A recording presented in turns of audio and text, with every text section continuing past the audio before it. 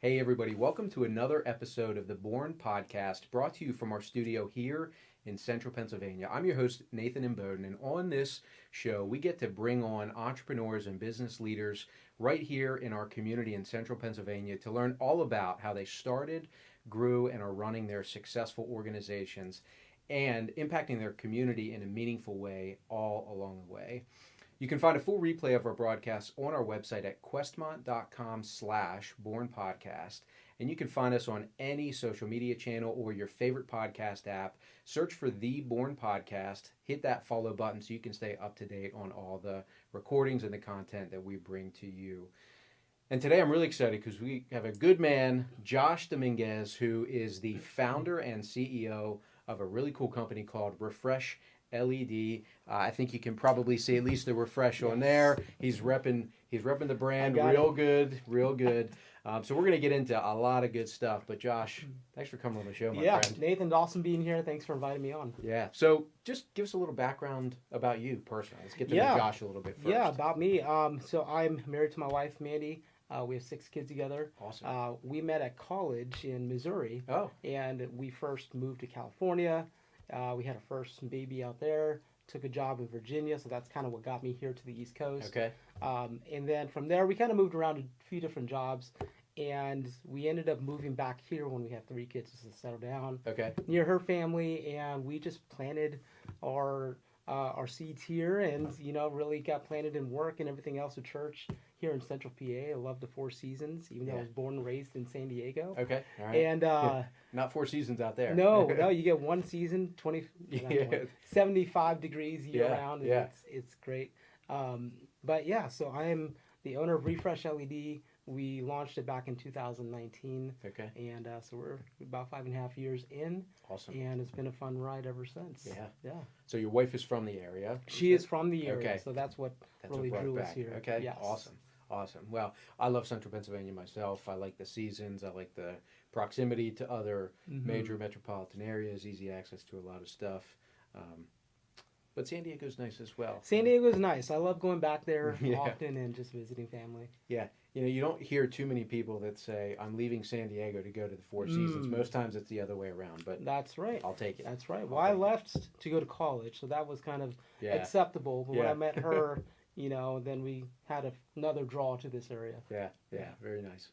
Well, give a little bit of maybe your background, your journey, because you said you had a few jobs you went through. You started this business in 2019. Yeah. But kind of what happened in between? You graduate college and you start Refresh in 2019. Give us a little bit of that story. Yeah, absolutely. Well, I have a worship ministry background, so I'm a worship leader as well. We talked a little bit about that before going live here. And, went to college, got my degree in worship leadership and music, and also a minor in Bible. And so I went out, had a few worship pastor / youth pastor positions at churches. And while I was in those positions, always had my hands into technology and the church and lighting and sound and, everything that you need to run a modern service. And that's what really got me into the technology. But once my wife and I started having kids, we wanted to move and be closer to her family. So we moved back here to Central PA, and there, backing up a little bit, I got a EMT license when we first got married. And so, because I wanted to have another trade and kind of supplement some of the salary deficiencies of some ministers and everything. So I got my EMT certification.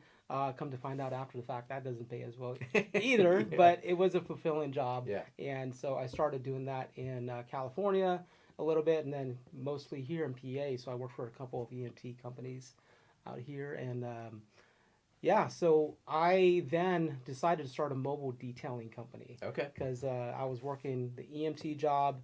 I had 12-hour shifts that I was working.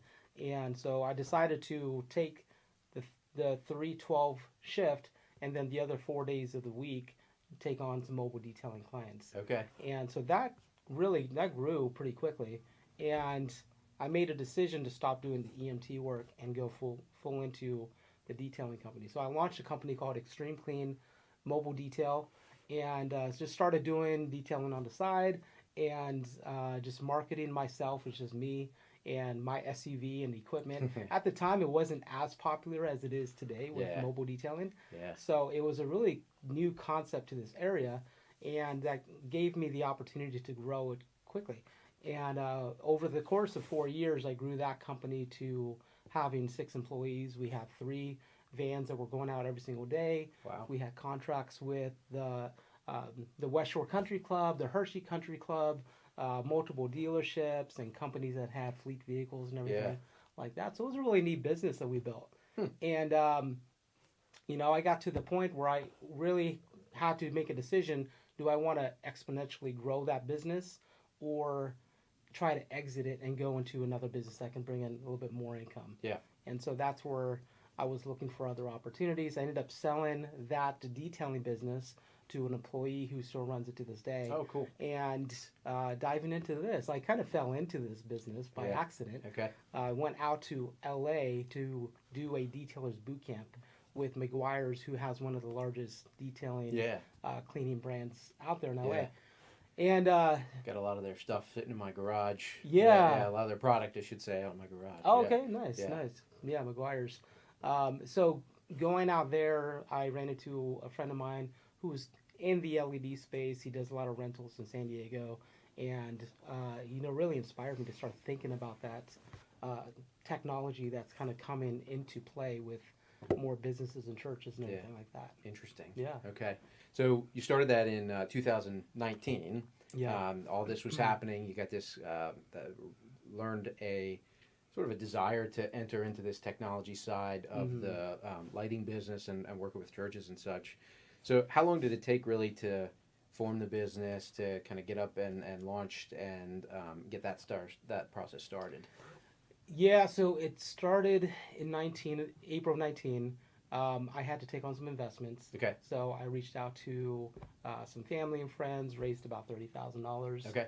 And just to get our first batch of equipment. Okay. Yep. And so after that, I bought just enough equipment, enough LED walls to go out and do some demos. Okay. Set up some screens at some churches, at some businesses, and got some interest. Okay. I was also doing a little bit of rentals just to create some revenue, because that was a quick source of getting some revenue in the door.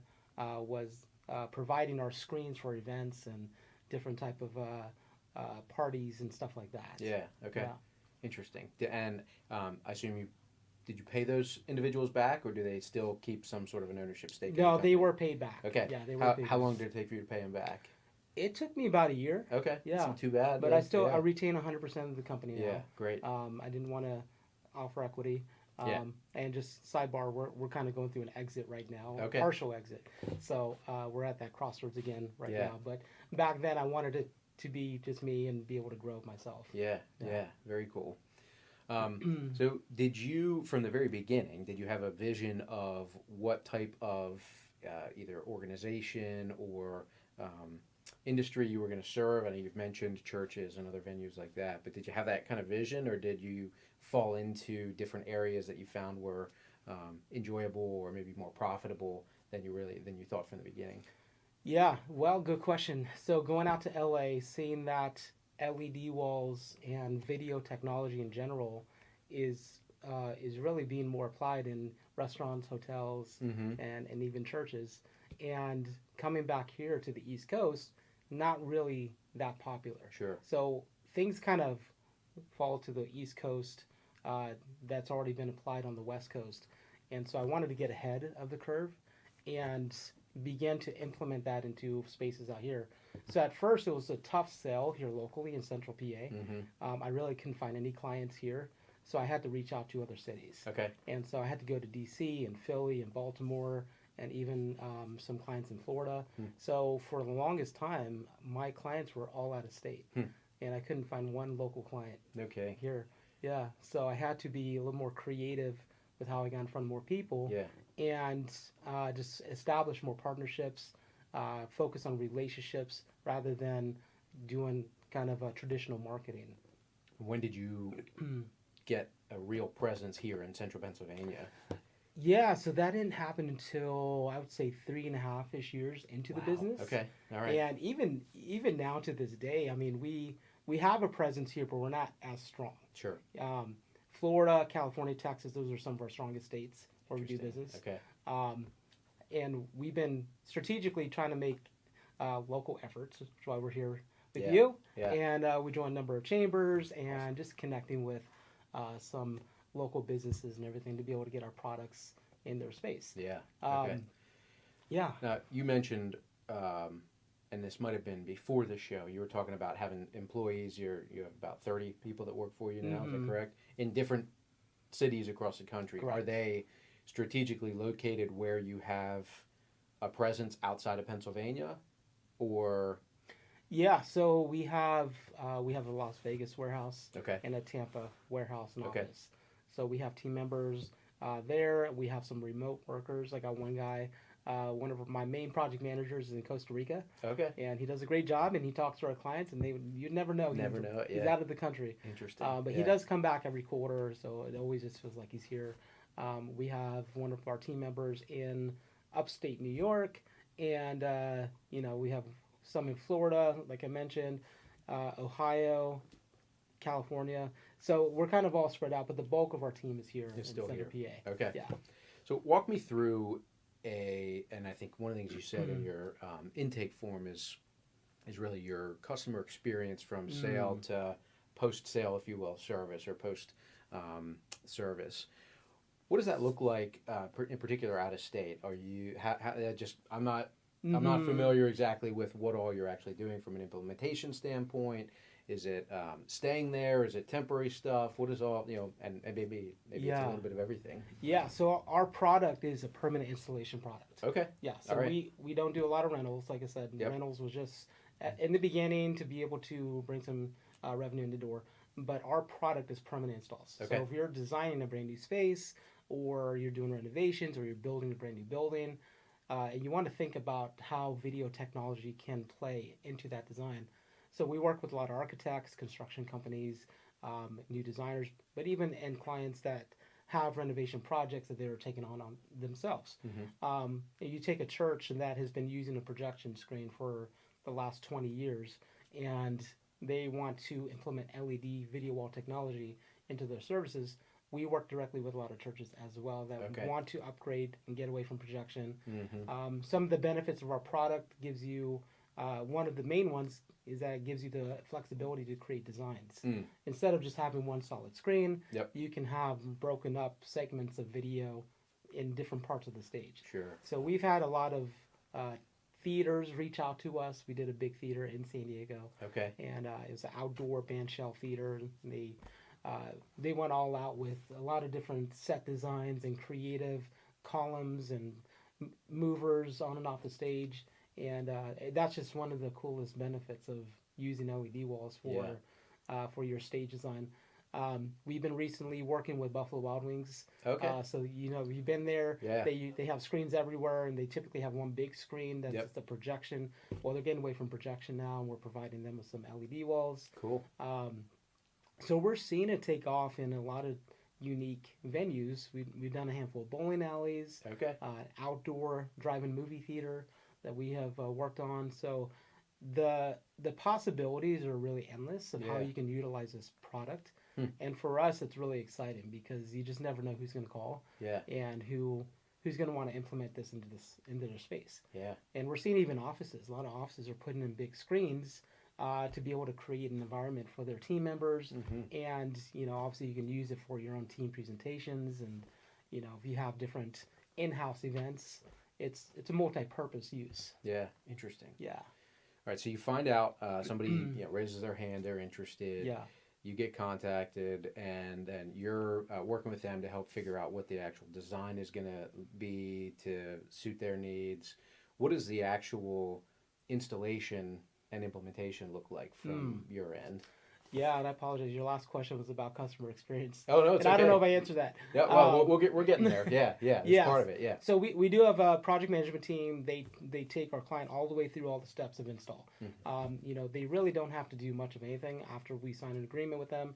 Our installers will go out there, we'll pre-ship the equipment, our team will arrive, and we'll spend 2 or 3 days there on site with our clients. Okay. So the first part is obviously the install. Yep. Getting everything fully set up, making sure that it meets the needs of the design that was originally talked about, but then doing training and hands-on interaction with their media team if it's a business, meeting with the owners, or if they have a dedicated team or personnel that they want to have trained on how to utilize the product. Yeah.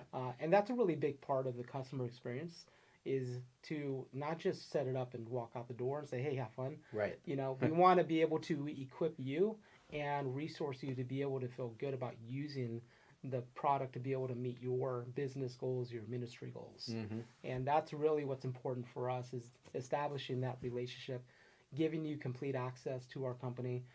I've heard, you know, not just our industry, but a lot of industries across the board, you know, when some companies provide a service or product for a company, they just kind of move on to the next. Right. You know, and then it might be hard to get a hold of them, and we don't want to be that. Yeah. You know, we call ourselves Refresh for a reason.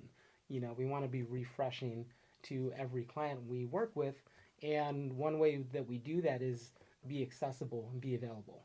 And we give them a QR code that we literally put in a folder for them that gives them phone numbers to our team, our support team. Cool. We give them a dedicated support manager to ensure they can get a hold of somebody 7 days a week. Great. And for churches that come in 7 in the morning to do run-throughs Right. or rehearsals, you know, sometimes that's when things, a kid bumps into the processor in the sound booth, and, Yeah. you know, things happen. Yeah. You know, sure. so we want to be available for those type of occasions. That seems to fall back a little bit of what you were talking about in your history with your mobile detailing is very service oriented. You're going to the customer, to the end user.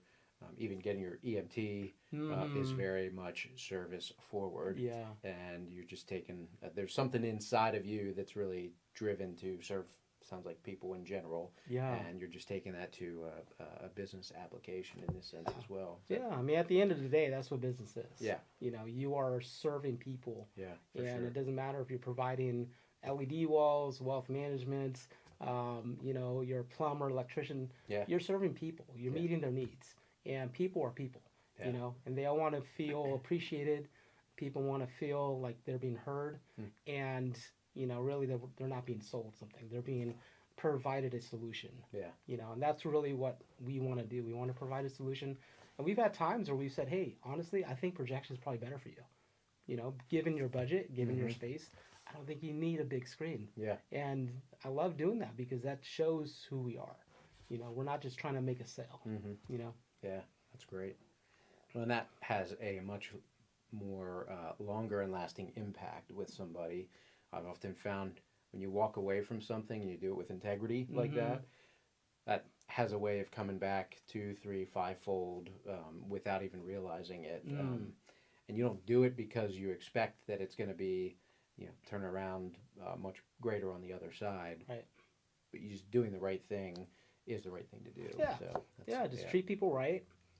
And like you said, it always comes back. Yeah. You know, being a people-focused business is really not that hard. Yeah. You know, you just think about the golden rule. How do you want people to treat you?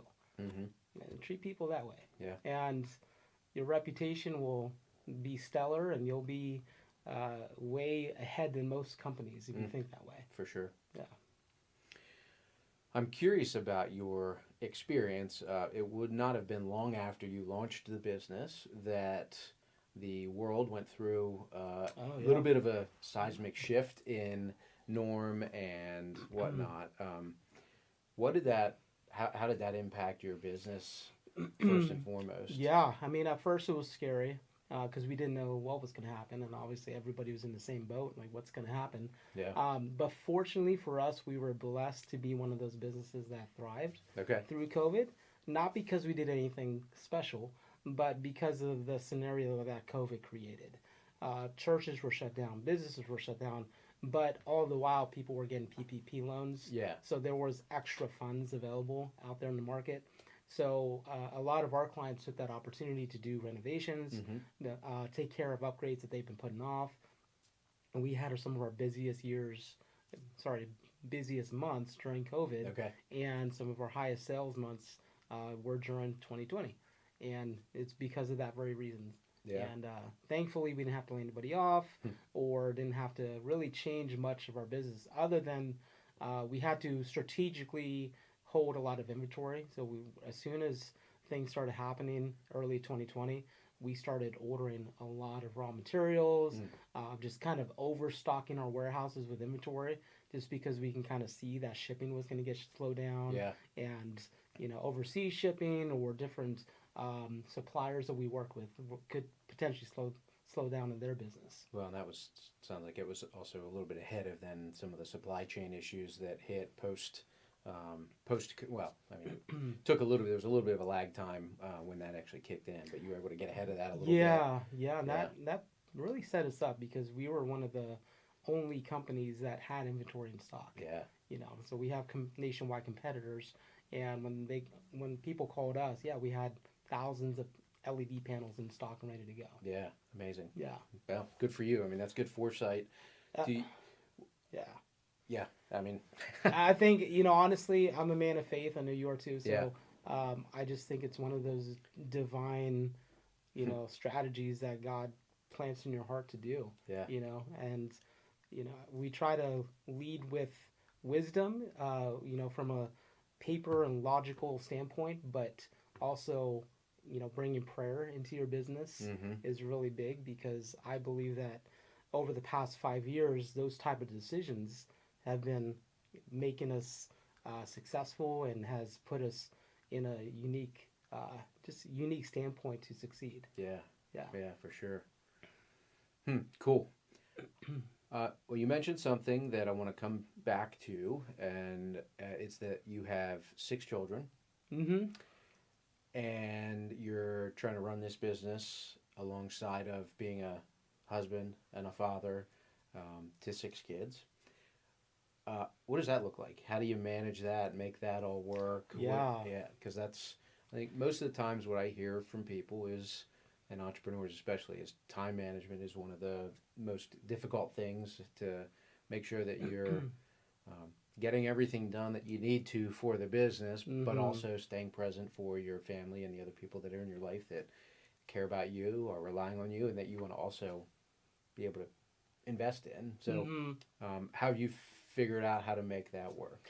Yeah, well, I also have a real estate company as well, and some Airbnbs that we run, and doing a little bit of house flipping, and so that whole side of it is in the mix with all of that you just listed off. Yeah. At first, you have to kind of do everything. When you launch a business, Yep. You're just in this grind mode, but at some point, you have to learn how to delegate, and learn how to pass things off, and learn how to build a team. Without a team, you can't grow or sustain much of anything. Yeah. Because once you're taken out of the equation, everything stops. Yeah. And that's not really a business, that's a job that you created. Right. And so for a season, I understood that I was going to have to be in that grind, business building, working 20 hours, it feels like a day.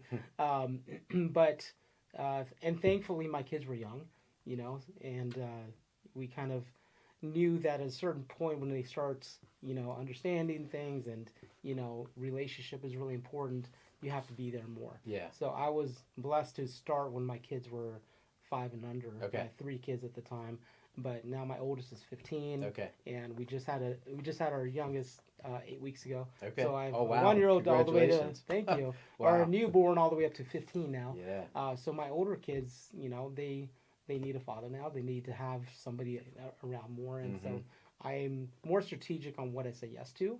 Yeah, and thankfully, our team is built up to where it is now, where I'm not out there doing installs. I'm not doing sales anymore. I was primarily the sales guy, and then I was installing. Then I was project managing and doing even support thereafter.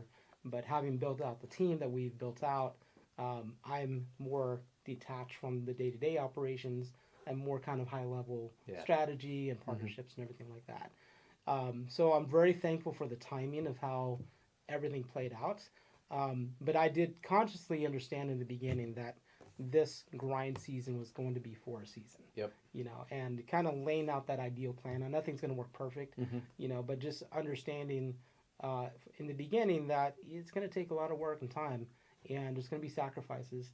and my wife was gracious enough to be on board Hmm. for a lot of it, and kind of had to re-pitch the vision on a monthly basis, just to kind of, let's come back together. This is why we're doing it, and that is so key. Yeah.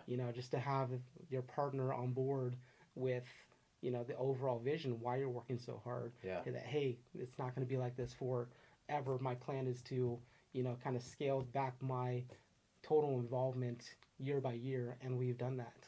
That's So, great. Yeah. Behind every, I think, successful entrepreneur is a spouse who helps keep everything else together and running, and that's often the unseen hero that's working there behind the scenes. But boy, what a pivotal role to allow for all this stuff to happen. Absolutely. Yeah. I mean, even with all the out of state business that we do, Yeah. traveling I was was gonna a say, you were probably major doing it, part yeah. of. I mean, 13 weeks out of the year on the road, traveling, meeting with clients, doing installs. Now I do travel quite a bit now, but it's more 2 to 3 day trips and Okay. visiting with some partnerships and going to some tech shows and everything like that. Yeah. Yeah. Fantastic. But the kids, the older kids now, try to get them involved now. And, Yeah. I have an assistant now that's able to help out with my schedule, and there's a lot less that I have to do in the business, Yeah. which is nice. Yeah. Good.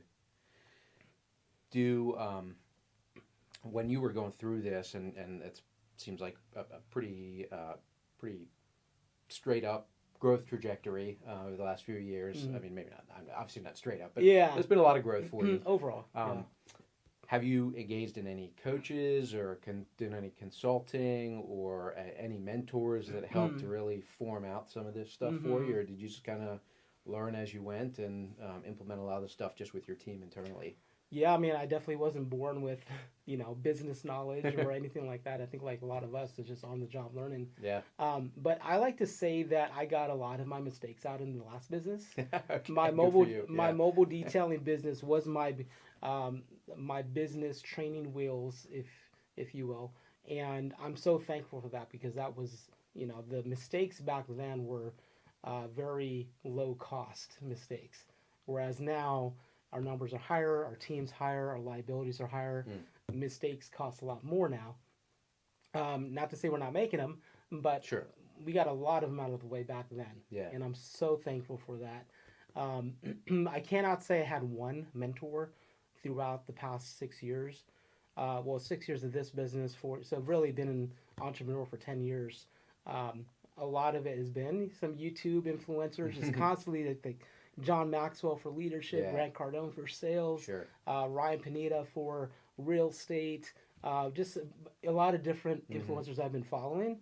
But I also put myself in these spaces to glean off of guys like you, and even bigger conferences and networking with people that are above you and in their own businesses, and just kind of gleaning off of them. Yeah. But I think the biggest thing that I would say has influenced me is always having a mentality of learning. That you can never have this mentality that you've arrived. Because when you say that to yourself, you're not really open to learning. Yeah. Because you feel like you're there and you're the guy. Yeah.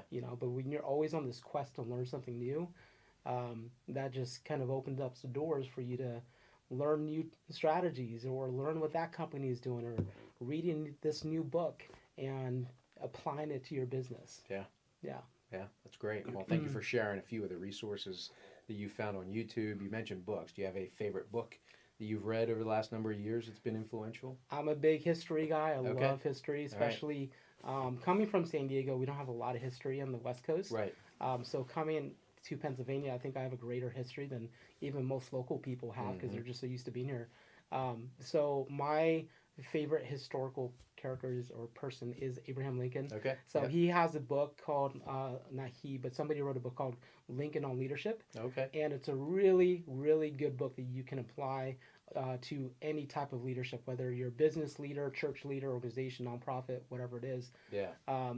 There's so many leadership lessons you can learn from Abraham Lincoln through his time in his presidency, from how he got into office, and then immediately being jolted into the war of the Civil War, and then having to make key decisions on hiring and firing generals. I mean, he went through 5-6 different generals in a short amount of time, having to deal with people trying to basically backstab him, talk behind his back.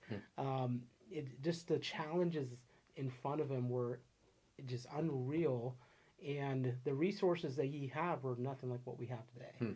You know, their leadership wasn't even a concept in that time, but yet he demonstrated such high level ability to show humility, but also lead with courage. And I really value that. Yeah. And I've read this book like 4 times, Lincoln on Leadership. So Okay. highly recommend you read it. There you go. I will read it, and I would encourage everybody that's watching and listening to read that as well. Thank you for that suggestion. Absolutely. All right. I want to pivot before we close out, and you mentioned it earlier. So whatever you're willing either or not willing to share, please tell me. But you mentioned about now possibly going through what you call a partial exit. Are you willing to talk about that a little bit? Yeah. Okay. Yeah. I mean, there's some things I cannot share of course, just yeah. yet, but so what spurred that on? Maybe first and foremost. Yeah. Well, we bought a building last year. We've been seeking financing to renovate it, so just trying to get a construction loan. We've had a few roadblocks in that process, and just seeking out new financial partners. Okay. We are a debt-free company. I own 100% of the company, so I've never sold off shares. Haven't even taken out a business loan this entire time. We have a line of credit for inventory. Sure. But outside of that, we've been very, Dave Ramsey, I guess, would be very proud. I don't really follow him, but he would be proud, and yes. That's probably not the worst thing for you. Yeah, I mean, I'm in real estate, so I do leverage debt for buying investment properties and everything. But he wouldn't like you on that front. No, he wouldn't. He would like me, but not like me. So, but in that search for funding, I came across just a potential partner, but they were also a private equity company as well. And in that process, they showed some interest in our company, and the conversation kind of went down the road of selling off the business. I wasn't interested in selling the whole company, and from that conversation, kind of landed on a 51-49 split, and so that way I can stay involved, continue to build the business over the next 5 to 10 years as well. Yeah, cool. So we're going through the due diligence process now, which is a lot worse than an audit. Yes, it is. Which I did not know. Thankfully, my team has been taking the brunt of the documentation requests and everything. Yeah, I'm very thankful for that. You're gonna look for everything, but yeah. So we're within a few weeks of closing that out. Okay. And it's a big win for me personally, because we started this with $30,000 and paid that out over a year. So really, my own money started with zero, and then being able to exit at this sum of funds is a huge win for me personally. Awesome. Yeah. Wow. That is huge.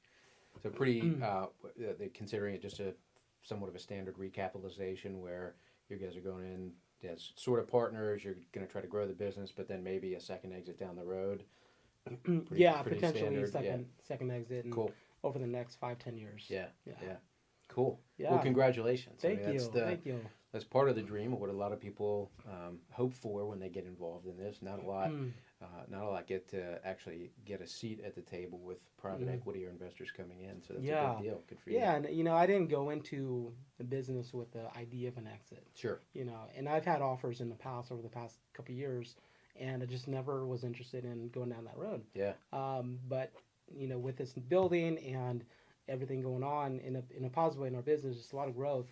I really felt like it was a good time to bring somebody else in that can help us get to that next level. Yeah. Because I just been feeling over the past year that we've been kind of hitting the ceiling and been trying to punch through it, and capital has been a big topic of to grow we need more capital to do that. And we've kind of hit our own capacity of what we can do on our own. Yeah.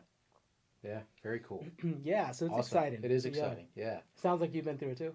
Not personally. I actually, and I've shared this with my team and shared it with other folks, I have no real desire to actually sell the business to an actual third party, like a private equity firm or a roll-up firm.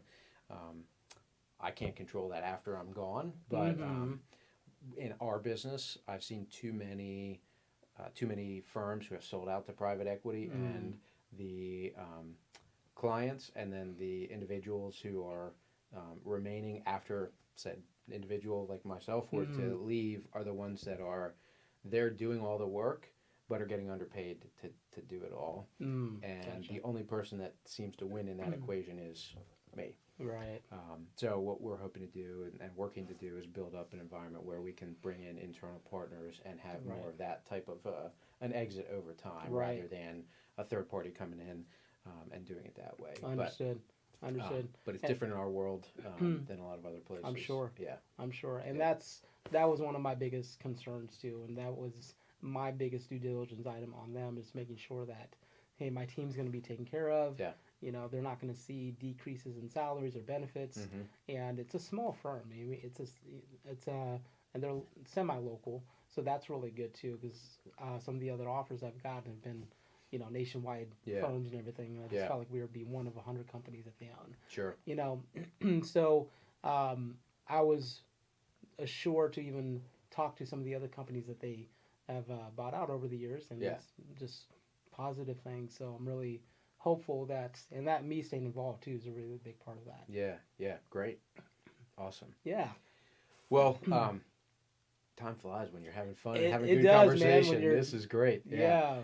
I love when I get into a dialogue with somebody and it's like, man, I could do this for another 2 hours. Unfortunately, our producers would say, we got to cut a bunch of stuff out. But while we wrap up, why don't you give a little bit of maybe a final, like, all right, here's who we work with well, what types of individuals or clients we're looking for, and then if people are interested and they say, oh my gosh, I need to learn more about this LED wall and refresh. The best way to learn about you and contact you. Yeah, so Refresh LED is a LED video wall company that transforms spaces to better engage your audience. And the best way that we feel that you can do that is through video technology, video engagement. So again, whether you're a church, you're a business, you're a nonprofit, you have an office space that you want to bring a lively, engaging atmosphere to, LED walls are a way to do that. And you can go to our website, refreshled.com. We're also on YouTube, social media, Facebook, Instagram, and also TikTok, which I don't operate our TikTok account, but we do have one. There you go. I would imagine that's actually pretty popular in your space. There's a lot of use for it, I would guess. Yeah. We try to put out those satisfying videos. Yeah. Awesome. Well, this has been an absolute blast. Thank you for coming on the show. Everybody at home, I hope you were as entertained as I was and getting to know you and hearing your story. Check these folks out. I mean, what growth to be able to see, the blessings that you've been able to realize just by living out your faith, by treating people right, by treating your people right. Just really cool to see that, and I'm excited to see what's going to happen for you in the future. Absolutely. Thank you, Nathan. Appreciate you having me on. Awesome. All right. Well, everybody, thanks for tuning in. Again, check out Refresh LED, and we'll see you on the next episode of the Born Podcast.